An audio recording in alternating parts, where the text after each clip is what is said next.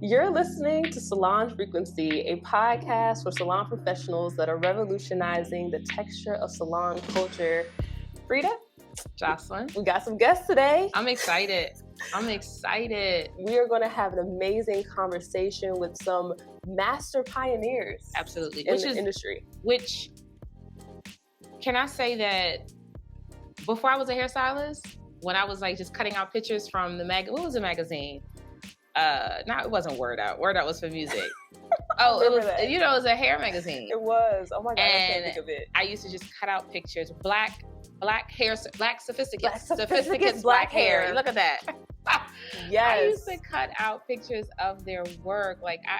When you inspire people and you don't know you are inspiring people, that is when you can call yourself a master pioneer. Like when you're out here in the game in 96, 97, inspiring complete strangers in different states, you are truly a pioneer. So I'm very excited. I'm so excited. Yeah. This is such a necessary conversation. So without further ado, let's go ahead and bring them to the stage. If you're watching on YouTube, you get to see the beautiful faces. But if you're just listening, take notes, okay? Take notes. Learn some stuff. Truly. So we have Vicky with us of KinHairitage, Thando Khafele, and Michelle of LocMamas, all with us today. Welcome. Good afternoon. Hey. Hi. So before we get started, if you all could just go around and share who you are, what you do, how long you've been in the industry. I believe our guests, our listeners would really appreciate that. Yeah. Vicky, we'll start with you first. All right. So my name is Victoria Shelton, but you can call me Vicky. I am originally from New Jersey, now residing in Houston, and I am a lock specialist. I am a licensed cosmetologist, but my focus is on all things locks. And I'm honored to be in this chat with among master pioneers, as y'all said. Like when you said that, I was like, me? Like, but yes, I'm inspired by everybody who is on this panel today, and I'm just happy to be here, to be part of the conversation. So thank you. Appreciate you. Thank you for being here. Michelle, we'll go to you next. My name is Michelle London. I'm from New York City. I'm from Staten Island, and I reside now in Philadelphia. I have 2 salons in Philadelphia and Atlanta, Georgia. I am a cosmetologist. I'm a natural hairstylist. I'm a loctician, and I am a hair artiste, as I put in my bio. And yeah, I'm happy to be here. I just love all of the progression of being reported, because before it was by an interviewer, now it's by a podcaster, and I'm just happy to be here. It's the evolution of the industry. Yeah. We appreciate you being here. Sure. Michelle, how long have you been in the industry? I graduated cosmetology school in 95. Okay. And I started doing natural hair in 96. I was doing it before, like on an ex-boyfriend and a couple of clients that I had.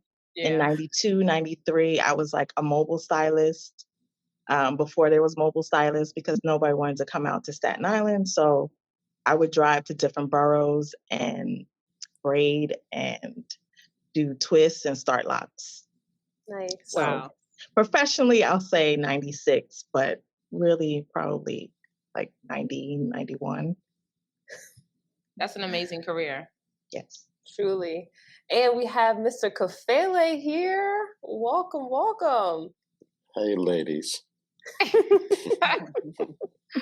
So cool. Tell us about yourself, sir.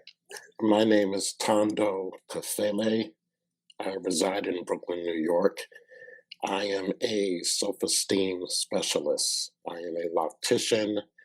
I am a natural hair militant, and I am a keeper of the culture. I love it. Mm. We did a podcast last week with introductions. You definitely just won The introduction. that is an intro. Definitely won that contest. Do you care to share how long you've been in the industry? I've been in the game 30 years. 30 years. 30 years. When I tell y'all master pioneer, yeah, master pioneer. This month I will be 55. Happy birthday. Black don't crack and beige don't age. Okay. Oh, will you be 55? Oh, yeah, you will be. I will be 52. So, wow. What? Oh, I'm loving this. Me too. Yes. To be surrounded by people who have been in this industry doing well for so long. For Michelle and Khafele, did you both always know it was going to be natural hair that was going to be your focus? Who wants to go first? Or you ladies. did? Ladies first. Okay. No.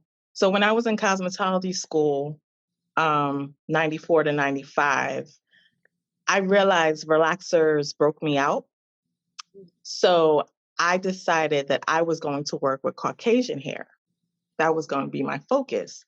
I had natural hair, and like I said, I had a few clients, but I thought that you really couldn't make money doing natural hair. So I said I was going to focus on Caucasian hair. So I started working at JCPenney Salon, and then I worked at another Caucasian salon in Manhattan in the theater district, and they worked with a lot of the actors. So I would go to different Broadway theaters and assist there.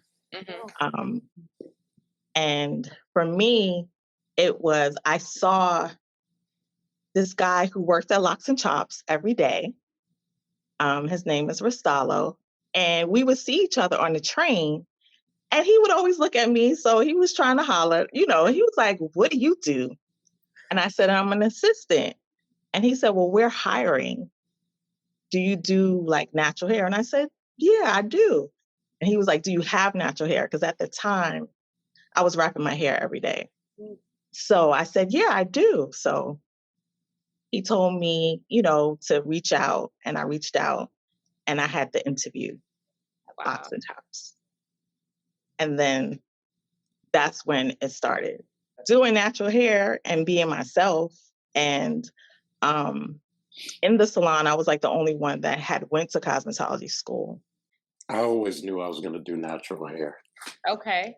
I went to a cosmetology school to fill out an application.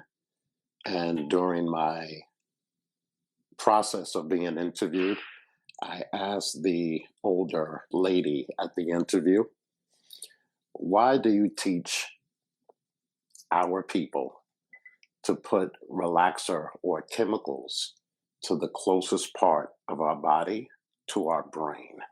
Mm-hmm. And the lady said to me, "Because you people have what we call over curly hair, and it needs to be straightened so that you can have one of the better positions in life." Mm. How old were you? Oh my God. I don't remember. I was very young.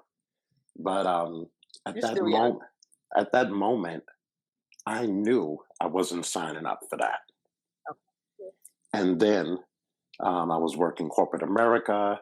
I was twisting people's hair in the neighborhood for fun. And I decided to go to Locks and Chops to get a natural hair education. And from there, it's been history to me. Mm-hmm. I've done just about everything. I've done television, radio. I've done so much in 30 years. Recently, I just did some work for the 1619 Project, Mr. Roger Ross Williams.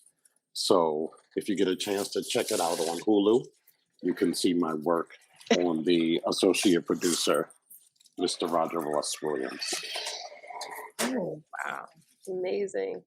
And it's a blessing to get these kind of opportunities when you have no manager, no publicist, no agent.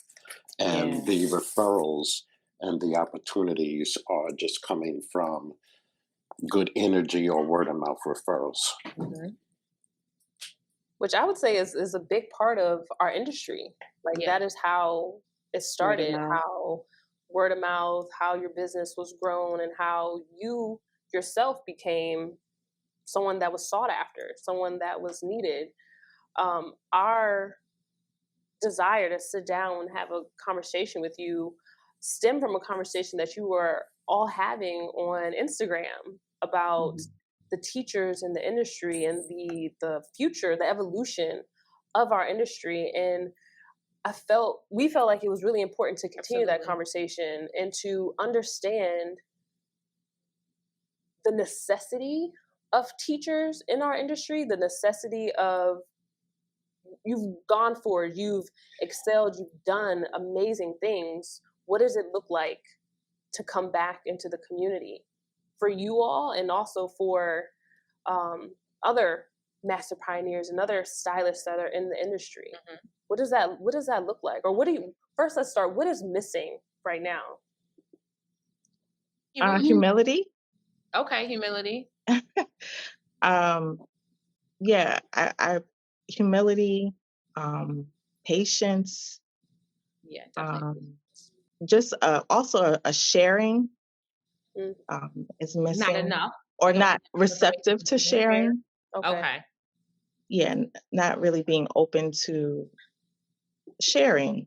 I did a post recently about, with seeing stylists with weaves and wigs.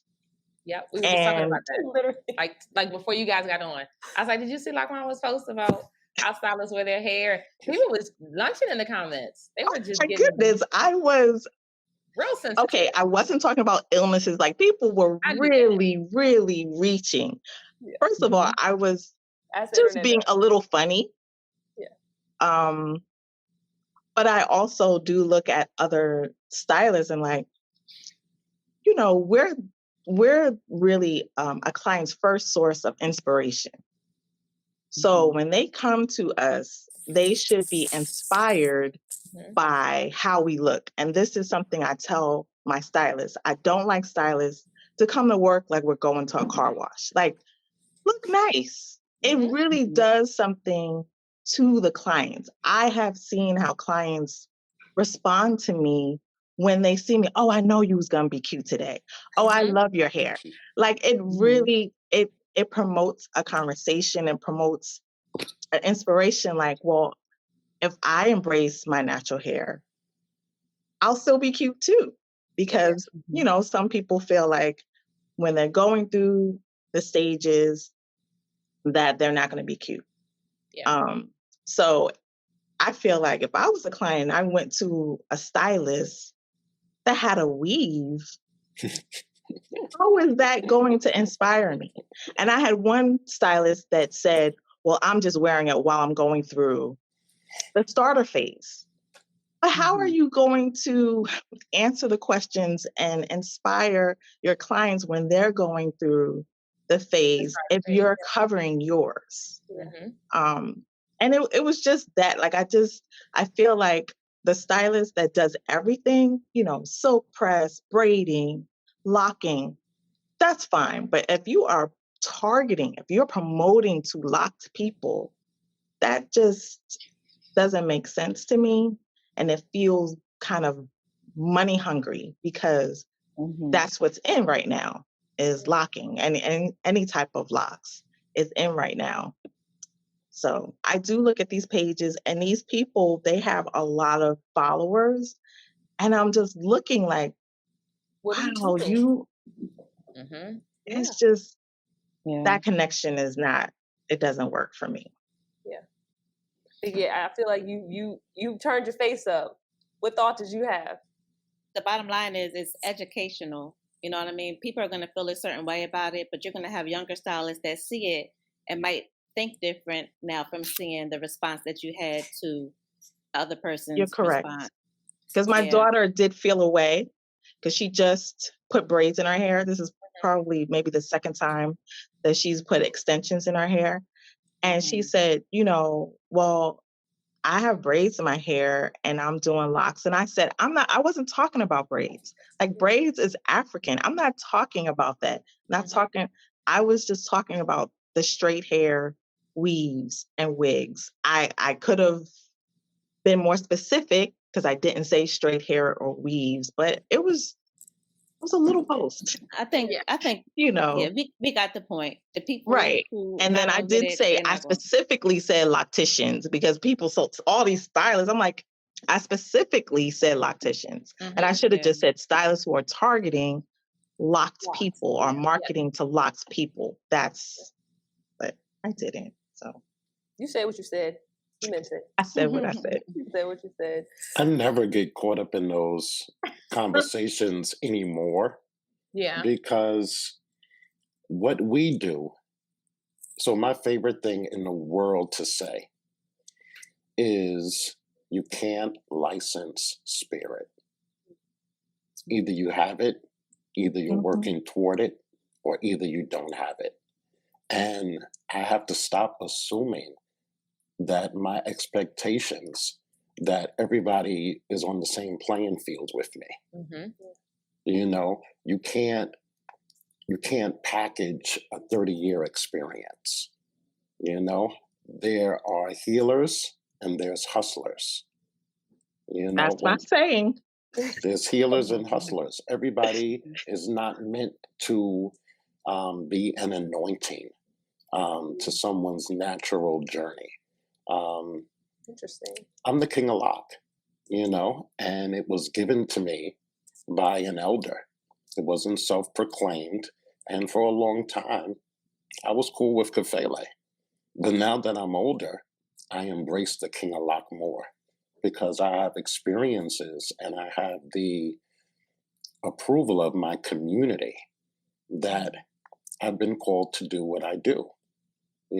So I don't expect everybody that's on the court with me to have the same expectations of excellence. I'm here to be a contribution to the energy, to the community. And I just hope that people feel and think that I have something to share. I'm sorry. I do wish that more people who've had 30 plus year did speak up a little bit more. Because then it would just balance the field a little bit. Because when I do say something, when I had a post a while ago about having your hair out more for the sun, and I saw some comments like, oh, people just say anything nowadays, or what does she know? Or she's just talking about her hair. And I was like, a lot of people don't even realize the years that I've been in it because I am so social. And the elders are not social. So they're just thinking, if you're really in it, then you must be new, like 10 years. Because for real, I think I'm like one of the only ones that has as much experience that is so social. Yes. And I'd just be looking for my people, like, say something, say, oh no, she's been in it. Oh no, she's saying something, but they're not saying anything. So it was just all these new people giving their little truth. Taking over. That's like, they're just taking over. And people who have the experience are not really saying anything just to balance it out. Because they're not online. Do you all think that the approval of the community is important? And if so, as important as the approval of the clientele, because those are two different populations. There's the community of stylists, and then there is the community of clientele. In terms of approval, because Khafele, you spoke to having that approval and being held in high regard by the community, which I think is important. Do you all think that younger stylists, newer stylists care as much about that? No. Okay. And I think they need to learn, you don't know where you're going until you know where you came from. I think they should know who our pioneers are so that, they can go forward in the future, because they're not the first ones who is starting, like, it's coming from somewhere. Right. And because of the power of social media, like Michelle said, they're not on social media like she is. It sort of gets lost, and then it's like, oh, I started this. And I mean, we're all creative. We're all creatives. We all have ideas in our head that I've came up with inventions that I'm sure y'all probably feel the same way. I felt like I invented a lot of stuff, but I didn't put it out there. Somebody else did, because we think the same. You know what I mean? But yeah, if they don't see where it came from, of course they're going to take it and run. But I think it is important for us to have an understanding within the stylist community so that we can be there to give to the clients. So for me, I only debate my equals. All others I teach. I love it. I don't like to have a lot of back and forth with people who don't have an appreciation for my resume. I feel that.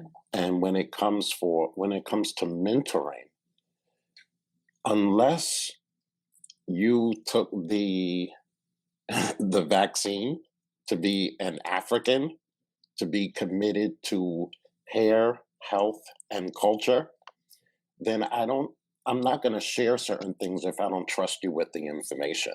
Mm-hmm. And my information has value. So just because you seek a certain type of mentoring, it doesn't mean I'm going to give you something for free. Mm-hmm. My information has value, and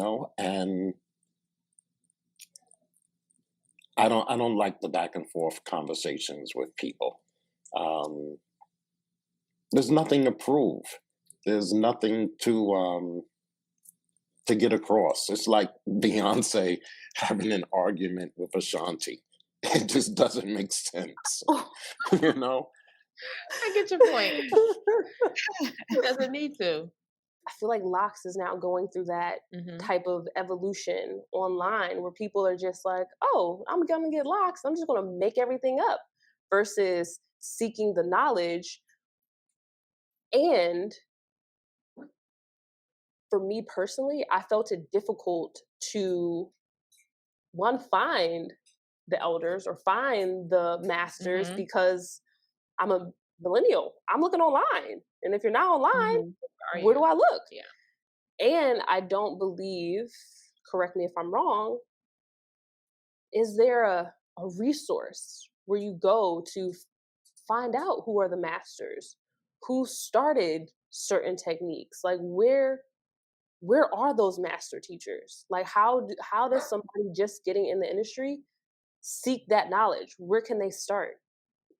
I think that they still have the Master Pioneer Awards. I don't know if they had it in 2022. Okay. I think they did a retreat.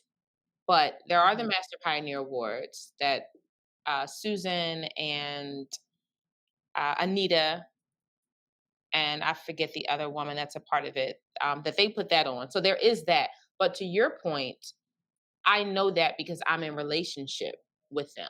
Yeah. So oftentimes when we talked about community, because I'm in community with those people, it allows me to know more about what is going on with the Master Pioneer Awards, the natural hair industry community, and what they have going on. But if you don't even know that they exist, then that is true. How do you know that they exist? Yeah. Like you can't know what you don't know. Yes. And if there's no resource that I know of. And also I would say that's like a first generation master. And then I would say me, Khafele, Sarita from Dawafe is like a second generation. Because you can't, the young people can't really relate to the first generation because they're not even doing hair anymore. Right. You can relate to someone who is still actively working and actively dealing with this new customer, because it's a different customer than it was when we started in in the 90s. In the 90s, people were extremely open. They listened to everything that you told them to do. And they were ready to go through a whole transformation. You know, now there's shortcuts around different processes, and people have all this information from YouTube and online. So it is a different type of customer. So the first generation, they wouldn't know how to relate to the new customer. And that's why I'm online. Well, I am heavily online because I have multiple businesses in different states. So I just need for people to always know that we are here and available. But also I'm very interested in everything that happens progressively in this industry. So I'm really on it, and I don't really see the first generation on it. You know, like Ona, who did the locksmithing. I had told her, because I met her at the Natural Hair Convention a few years ago, and I had told her I had went to her salon, and she was like, "Oh, you did?" Because there was no internet when I first started. I would go to different people's salon just to see how they work, how they decorate, how they move. Like, I was very, very, and I still am. I will still do that. I will go to different people's places just to see the energies, get inspiration. I'm like, oh, I never thought about that. So I told her I went to her salon, and she was very rude to me. But she was like, "Was I?" I said, "Yeah, you were." And she was like, "I probably was." Because at the time, stylists took it very seriously. Like, I am creating. If you come to ask any questions, they're like, "Move back. Yeah. Don't watch me." They were very, very protective of what they were doing.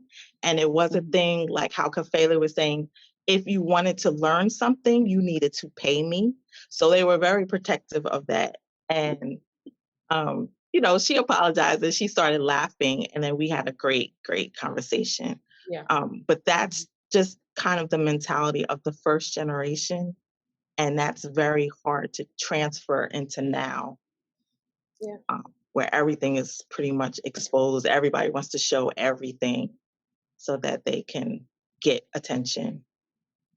I like what you said about going to the salons, though, and just being inspired, picking up on their vibe, because a lot of the natural hair industry mentors that I had were in my head. They were not in real life. Like Sarita at Duafe. I'm a native Philadelphian, born and raised in Philadelphia. If you had any inkling of interest in natural hair, you were looking up to Duafe, at least as far as I was concerned. Like, that was the gold standard for me, because I knew that they did excellent work. Aside from whatever celebrity work she was doing, I felt like they were the gold standard. So for me growing up, when I did, even before I was in cosmetology school, before I knew that being a hairstylist was going to be my ultimate career, there were mentors in my head just from a beauty space. And I enjoyed just going to just looking around, just taking in the energy, just watching them and learning from them. And so when I became a stylist, I continued to just watch them from the sidelines. What is this stylist doing? Who are they working on? What new styles are they doing? What are they creating? I've always enjoyed having what I call mentors in my head, just watching how people No, work. I agreed. I would go. I mean, I just went in there, and I asked if they were hiring. And this is when I first moved to Philly. Well, I went actually before I moved to Philly. I just wanted to see different salons.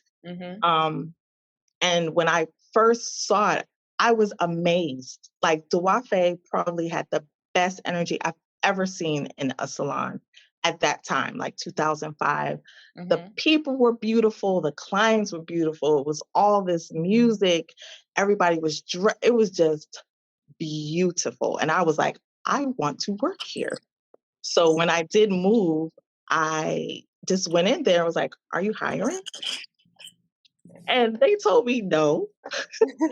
And I went on with my day. And then later, Sarita, the receptionist at the time called me and said, Sarita wants to interview you. She said, there's something about you. So I interviewed and I worked there for, a few years and I loved it. I did love it. It was a great inspiration. And at that time I had been doing locks for 10 years. But I didn't palm roll.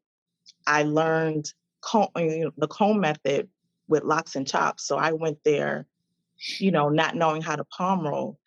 And it was a little difficult because I will say this, Philadelphians do not hide their disgust with you.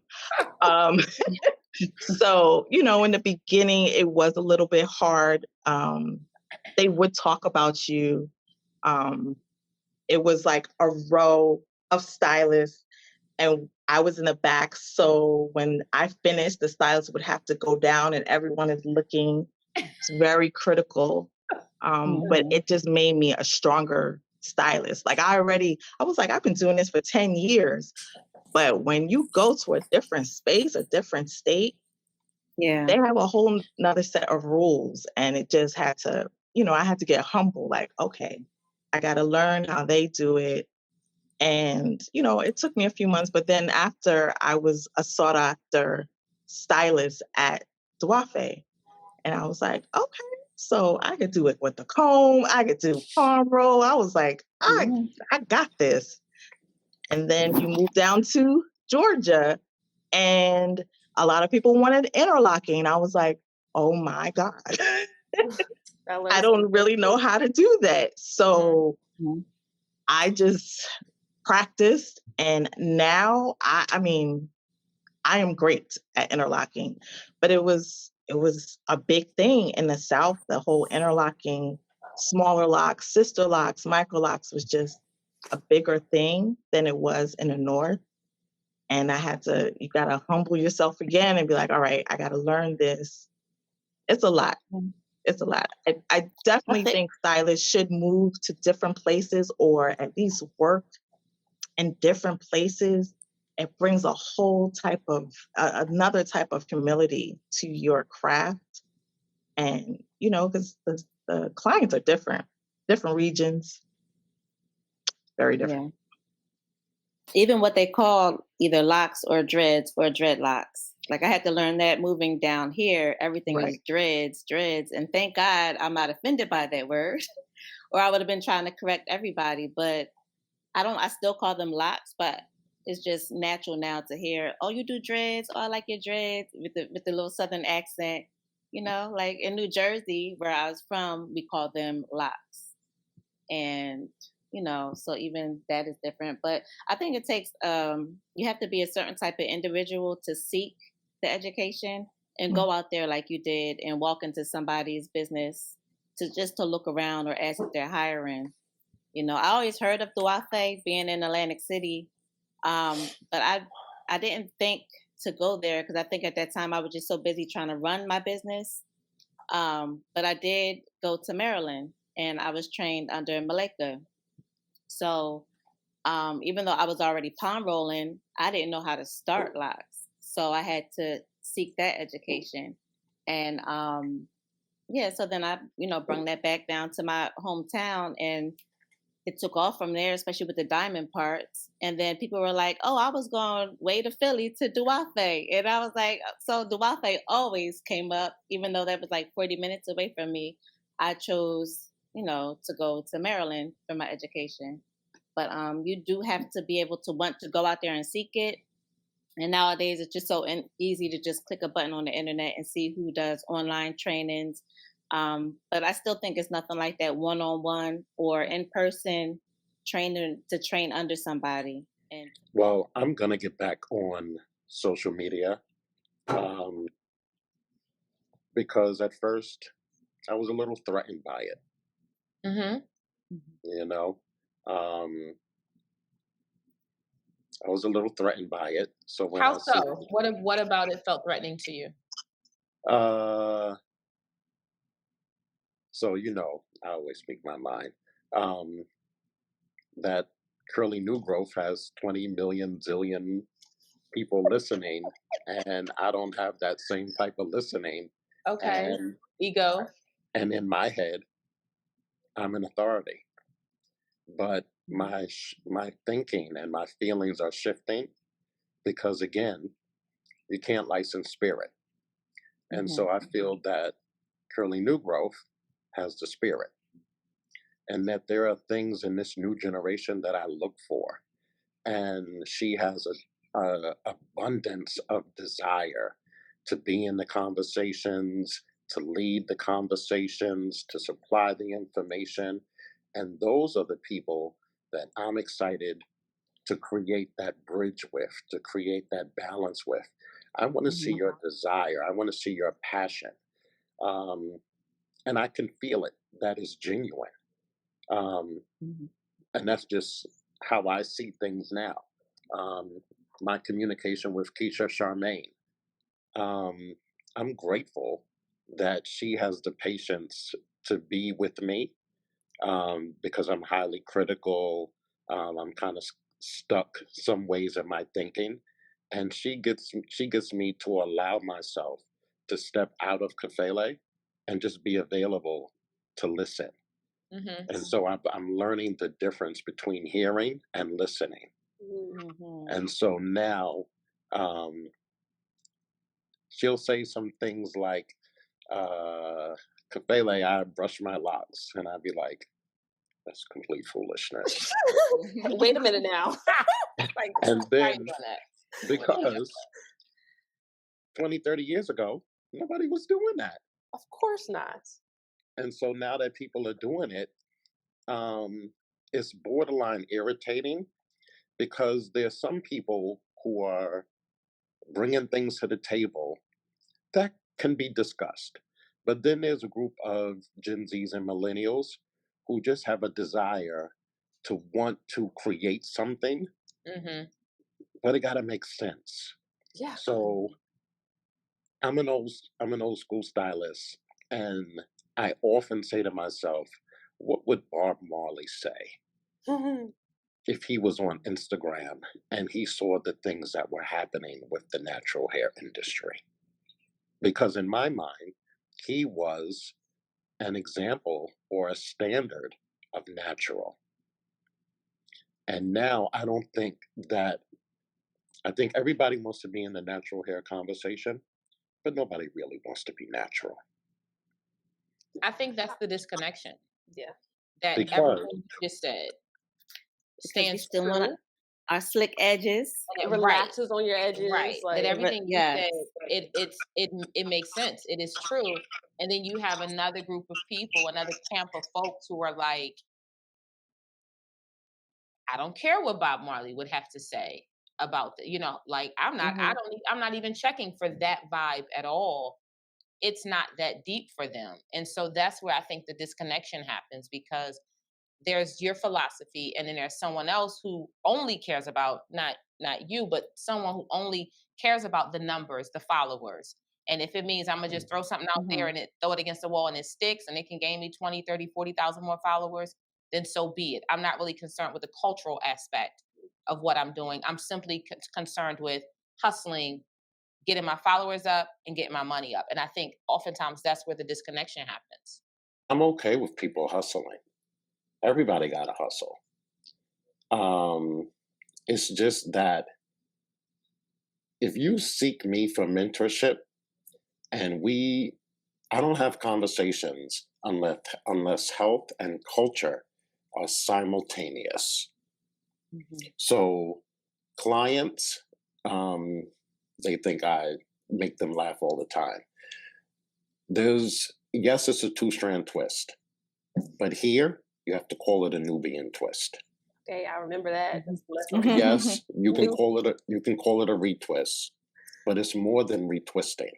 It's a shampoo, it's a conditioning, it's an oil treatment, it's a massage, it's a grooming, it's parting, it's culture, Yeah. So if you're not saying African grooming, if you're not saying Nubian twist, if you're not referring to our culture as a culture, you are a part of the gentrification of natural hair. Mm. And black hair is the one thing that makes us uniquely different. Locks were the first hairstyle on the planet. And if it's left to me to prophesize, it will be the last hairstyle on the planet. I am a keeper of the culture, and all respect to all of my peers who are in or who come from cosmetology. I am that one stylist who was not institutionalized. So my concepts and my thoughts are different. You know, it's strictly about Black. It's strictly about African. The only reason why you're sitting in my chair is because you desire to look African. I don't do any hot pressing. I don't do anything else but coach you to love, honor, and respect the hair that God gave you. And that you're not going to be swayed by my Instagram page because of followers, because I'm seeking leaders. If you want to follow, you can follow. But my journey is to attract leaders. I am one of the only Black men in natural hair who has a voice in this industry. Thousands and thousands and thousands of Black men can do the mechanical, but it's rare to step into leadership and have a voice. And I've put some work in, and I got the cosign from some elders that I was ready for leadership and to have a voice in this industry. And I think my voice has been consistent, and it's been responsible, and it's been in alignment with natural. I challenge everybody to go to everybody's website, everybody's page, and support 2 products. Support takes courage. Yeah. We have to keep our culture our culture. That is so true. Vicky, Michelle, what would you say is the charge for the leaders, for the pioneers in the industry, as we're looking to educate, inspire, and build up the culture in the industry? What's the charge? What's the charge there? I just think you need to be open to listen and want to learn. You have to, like I said, you have to be a certain individual to seek the knowledge, whether you want it the microwave version where you can just click on something and, you know, try to learn it yourself, or actually go and jump in somebody's DM, ask if they give classes, ask if they don't mind you coming by to, you know, just shadow them for the day. Like, this is stuff that we did, you know, to get it before the internet was here. And it should continue, even with the internet being the way it is. You have to, but do your research too, to make sure that you're getting it from the right person. So part of our conversation that we had on that live was stylists we have to do our research to see where we're getting the knowledge, and clients have to do their research also to see whose chair they're going to be sitting under. Ask them, who were you trained under? Do you consider yourself to be a master loctician, or even a loctician period? Or are you a hairstylist who does locks? You know, so just seek it. Ask questions. Don't be scared to ask questions, no matter how many followers they got. Right. Because they could be new to Instagram or new to Facebook, and they're just building, but they have years and years of experience that they can share. So stop looking at the numbers of the followers that this person has before you decide whether they have the right information. I think everybody wants to be a lock owner, a salon owner, and do not want to be part of a team. You know, I've had a few stylists that once they got the lock styling together, they're like, I'm good. I could go get a salon suite, and I'm going to be an owner. I feel like the humility is really out of it. You do have to be humble when you're a part of a team. And everybody wants to do it by themselves. And you know, the care aspect is definitely there. But I really think it's the humility and the ask. When I didn't know something, I always asked another stylist or the owner. Not too many of the stylists that have worked for me ask me. They just watch me, and then they might take someone else's training. I don't know if they feel like, or maybe because I do it with such speed and grace, they just thinking, oh, it's easy, but it took me years to get that. I wasn't that fast, 20 years ago. It definitely took time. So the charge would be to just get a little more humble. I did tell one of my stylists that because she was an assistant with me for 6 months. Before that, had never done hair. Oh, wow. Assistant with me for 6 months. Asked if she could get on the floor. I allowed it. I said, okay. So she was half part-time assistant, part-time stylist. And she became decent. In the beginning, she was okay. She was really okay. And she thought she was great because she could take great pictures. And I was like, I see how you work. I see how long it takes you. I see you fumbling through. But yes, the picture, fantastic. You had the great light. She knew how to take pictures. So after about a year and a half, she was doing pretty good. But she started coming in late and then getting upset if her client wasn't shampooed. And I told her, I said, you know what? Yeah, just get a little more humble. Oh, when I wasn't there, she told everyone that I was so mean, that was a mean thing that I said. And I was thinking, yo, you have to be humble in life, period, because life will humble you. And she left after that. Like a month later, she was like, I feel like I've outgrown this. I said, okay. And, she went and got her salon suite with under 2 years of experience with hair, period. Yeah. And I was thinking, that's bold. But these people, they feel like they can do it because they have a lot of followers. Right, what they see on the internet. Yeah. And you could take a great picture, which does translate well on Instagram, but the client, if you're canceling 15 minutes before they get there, or if you're late, it's not sustainable. Yeah. So you have to make sure that your Instagram is sustainable with your work practices. That picture, right? I've seen that where the client will come in and we'll ask them about their hair history, and they'll mention a salon, and this salon inevitably has 150,000 followers. But then when we start to talk about their hair schedule and their routine, and they're like, well, I wasn't really going that frequently, or the stylist was always late, or they always kept me waiting. And so then when you dig deeper, the followers are there, but the customer service is not there. The relationship is not there. The practice of really taking care of their hair and knowing what's going on with their hair is not there. But the pictures are bomb. Like the pictures look great. And so from the consumer perspective, you see the pictures. And so now you're growing your clientele, but you're spending more energy bringing in new people because you can't sustain the old people. There are no regulars.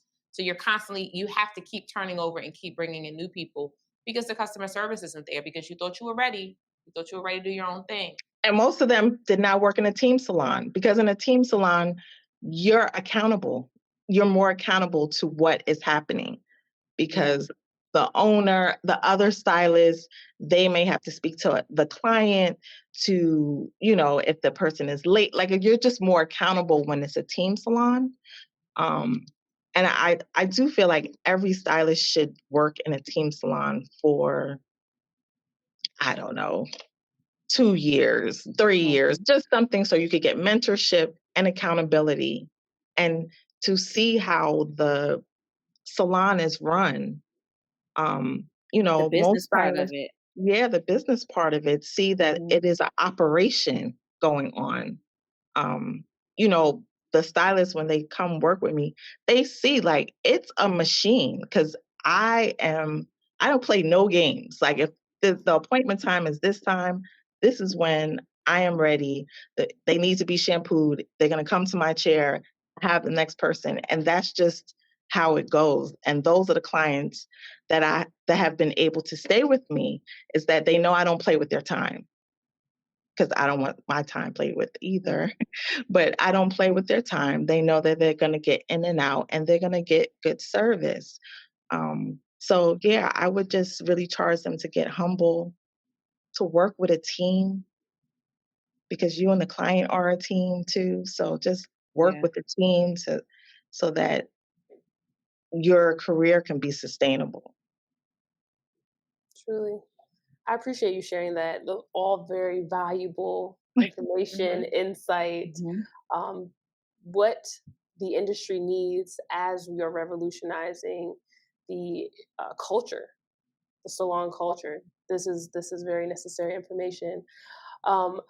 Before we close out the interview, I would love if you all could just share where people could find you online, maybe find you for mentorship, or just connect with you beyond this interview and just seek knowledge that you have. Could everyone just share?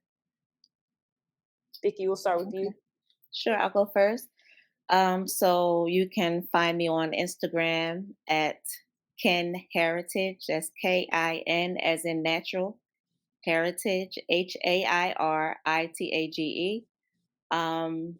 I'm very vocal. My voice is always on the page. You're going to see my face on the page. But I give a lot of free education. But I also do offer share sessions where I share what helped me grow within the over 20 years of being in the industry.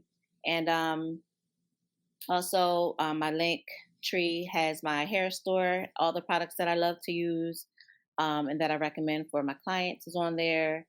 And and just thanks for the continued support. My page is growing and I'm thankful for that. And it's because of the information that I'm giving out. So thank you. Thank you. Her classes are amazing. Her share sessions are amazing. I have invested in them and game changing. Okay, life changing. Michelle, could you share with us where everyone can find you? You can find me at LocMamas on Instagram, or LocMamas2 on Instagram, LocMamas at Gmail, or LocMamas2 at Gmail. My merch, my products, my academy is all under LocMamas. I'm on Facebook, LocMamas. I'm on YouTube. I don't really add to my YouTube that often, but I am on YouTube as LocMamas. And you can email me. I don't mind DMs about mentorship also. And I'm here.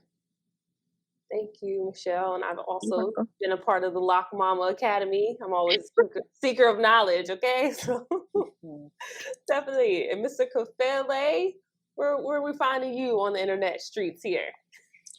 Thank you, ladies, for the invitation. The King of Lock. I'm on Instagram. That's the way you can find me. I am currently working on a podcast, talking with Thando, where I will start to have conversations with the elders and the millennials, and hoping that we can bridge these communications further.